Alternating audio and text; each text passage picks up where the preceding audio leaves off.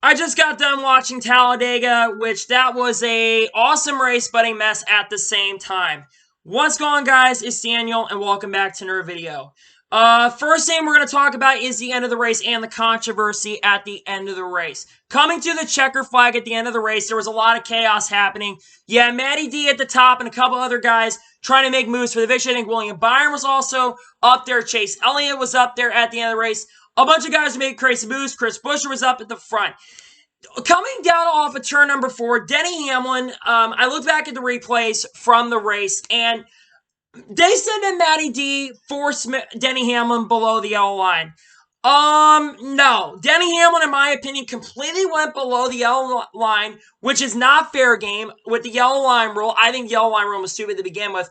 Denny Hamlin went over below the yellow line and should not have won this race according to the rules in NASCAR. If you drive below the yellow line with the yellow line rule, you should be getting penalized. And Denny Hamlin, in my opinion, should have gotten penalized for the victory, and he should not have been scored the victory. I think Erik Jones should technically be the winner of this race, but it is what it is. Denny Hamlin won tonight's race, and I think that it was a really, really bad call by NASCAR. I think they blew that call. Because if Matty D should have won the race or Erik Jones should have won. But in all seriousness, in all general, I think the yellow line rule is one of the stupidest rules that has been implemented in NASCAR the last couple of years. They do a really bad judgment calls. They made a couple of good calls with the yellow line rule, so they did stick with it. But I think that they made a horrible call in this race, and I think that NASCAR needs to rethink how they're going to do the yellow line rule, which they're not going to change it. Matty D should not get penalized. Chase Elliott originally got penalized, but they rescinded the penalty for Chase Elliott, so Chase Elliott will finish 5th, and Matty D, who should have finished 2nd in this race, ends up finishing like 23rd or 22nd because NASCAR made a blown call. So, yeah, I'm not very happy about the finish of this race. I think they made a really, really bad call. But other than that, this race was a freaking mess. There was a lot of craziness, and also, like I said, there was a lot of good racing up to this point, but there was just so many cautions. I think there were, like 15 cautions in this race? I mean, it was just crazy. There was so much craziness, a lot of big moves, a lot of big blocks, and also a lot of playoff implications. You had everything, and also you had train racing. So you pretty much got the whole shebang. And what is a NASCAR race without some sort of controversy at the end of the day? So we're going to go ahead and talk about the race, and then we'll talk about the point standings, and we'll talk about the race results as well, because I think the point standings are going to be very important, especially as we head out to the Charlotte Roval next week. So let's go ahead and talk about the start of this race. We would drop the green flag, and not even 2 laps in the race, not even 1 lap completed in this race, Christopher Bell ended up having a right rear tire go down. He was spin down the racetrack and would end up collecting Tyler Reddick. Also, Bubba Wallace, I think someone else got involved in the wreck. Christopher Bell would end up, unfortunately, not continuing. Tyler Reddick would end up continuing throughout the day. We go back racing on lap number 5 in this race, and we saw some pretty good racing once again. And then the second caution of the race would come out for Ricky Stenhouse Jr. John Nemechek was not square on the bumper. He was not, when the racing was happening, he was not square on the bumper. He got into Stenhouse not intentionally and spun him down the racetrack, taking Stenhouse out of contention to go out there and win the race, which is a great shame because Ricky Stenhouse Jr. is a really, really good super speedway racer. We go back racing on lap 13, and then we would not even get 1 lap, and another caution would happen in this race for Corey LaJoie not having fuel pressure and was stopped on the track, bringing out the 3rd caution of the race. And then we went back racing on lap number 14. I think Denny Hamlin was the race leader at the time. And then the caution would come out for the competition caution. Again, I don't know why the competition caution is a thing in NASCAR. I think that it is a really bogus thing, especially if we went to the track once before. I don't think we need to have another competition caution, especially we have been on the track before. But I digress. Then after that, we went back racing, and there was a lot of great racing. We saw side-by-side racing, great blocks, great moves, great drivers battling for the lead. Guys like Aric Almirola, guys like Brad Keselowski, Chase Elliott, all contending for the lead. Denny Hamlin basically said, no, I'm just going to back out most of the day. And Denny Hamlin pretty much a lot of the day would drop to the back and really wouldn't be a contender in this race. The caution would come out at the end of stage 1. Well, the stage caution will come out with 2 or 3 laps to go after the first big one would strike. Take this if you will. I think there are a few drivers at fault for the first, like, smaller but kind of big crash. Eric Almirola would get turned because he was not square. Alex Bowman was not square, but Alex Bowman got a huge push from Joey Logano, and he pushed him in and turned Eric Almirola into the outside wall. Kyle Busch would almost get airborne, by the way. And this would, Austin Dillon, Eric Almirola, Ryan Blaney, Kyle Busch out, and Alex Bowman would all be involved in the crash. Eric Almirola, unfortunately, would not continue on throughout the race. And then we go back racing on lap 66, and we see some pretty solid racing. And the next question would come out for Kyle Busch having some debris on the racetrack. Kyle Busch had, I think the left front tire, something fell off the car of Kyle Busch. I think it was flapping in the wings, and then he would bring out the caution. And then we go back racing on lap number 74, and then once again, we saw some pretty solid racing from the get-go once again. And then during green flag pit stops, Chevy basically got really, really lucky in this race with this caution come out, because Ryan Blaney would bring the caution out on lap 88 for getting into the outside wall and bringing debris out on the backstretch of this race. Go racing back on lap 193, about halfway through his first 90 laps, we had 7 cautions in the race. Not even halfway through, we had 7 cautions early in the race. And then we go back racing about lap 93, and we saw some really awesome racing at the time going for the race lead. At the time, on the ensuing restart, you had Chase Elliott, who would dominate the second half, a lot of the second half of the race, who was up front a majority of the day. Chase Elliott had a really, really fast car up to this point. And then the second big one would strike with about 80 laps to go in the race when Jimmy Johnson was getting pushed. Clint Bowyer got Jimmy Johnson sideways once, and then he got him sideways again, and Jimmy Johnson spun out, and Kurt Busch almost basically ended up getting airborne in this race. And Kurt Busch basically almost got had a really bad wreck. He actually had a really, really bad wreck. He somehow, surprisingly, Kurt Busch basically would unfortunately be out of this race. A lot of drivers end up getting involved. Brad Keselowski, Austin Dillon, Clint Bowyer, Brendan Poole, Kyle Busch, Ryan Preece, Cole Custer, Brendan Gaughan, and Daniel Suarez. Clint Bowyer did not take responsibility for the wreck, even though he caused the big one because he wasn't square. Bowyer's caused a lot of problems this year with Jimmy Johnson, so I don't understand what he was doing. That just was a bonehead move on Clint Bowyer's part. I know it's Super Speedway race, so I'm going to say, well, everyone makes crazy moves and all that stuff, but in my honest opinion, I think Bowyer's at fault for the crash. Take it if you will, because he was clearly a little bit ahead and ended up causing really the big crash of this race.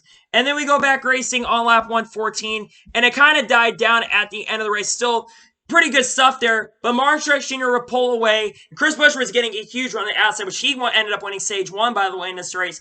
They were getting a run on the outside, and he drove, but it would not be enough as Martin Truex Jr. would end up winning stage number 2 in this race, which that is really, really big for Martin Truex Jr.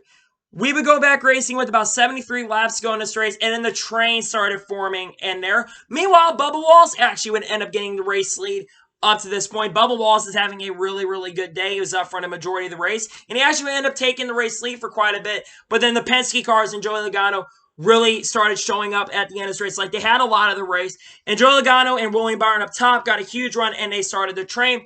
But Jimmy Johnson would come on the racetrack with about 40 back on the racetrack. He had apparently a fuel issue in the race, came back out onto the racetrack, and he would bring out the caution for having debris on the back of his car. This actually would take Jimmy Johnson out of this race.